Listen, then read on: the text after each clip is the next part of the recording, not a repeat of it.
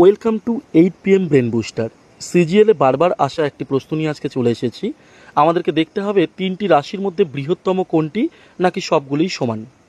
আমরা প্রথমেই তিনটি রাশিকে লিখে নিলাম। তারপরে আমাদের টার্গেট থাকবে এই তিনটি রাশির হয় বেসগুলোকে সেম করব, নতুবা পাওয়ারগুলোকে সেম করব। আমি দেখতে পাচ্ছি বেসগুলো পরস্পর ডিফারেন্ট রয়েছে, কিন্তু পাওয়ারের মধ্যে একটা কানেকশন রয়েছে।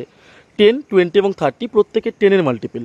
তাহলে 2^30 এটাকে আমরা লিখতে পারি 2^³ হোল টু দি পাওয়ার 10। 3^20কে আমরা লিখতে পারি 3² হোল টু দি পাওয়ার 10 এবং 6^10 তো রয়েছেই। এইবার 2^3 এটাকে যদি আমরা সিম্পলিফাই করি, আমরা সহজেই জানি 2-এর ঘন অথবা 2-এর কিউব আমরা 8 পাবো।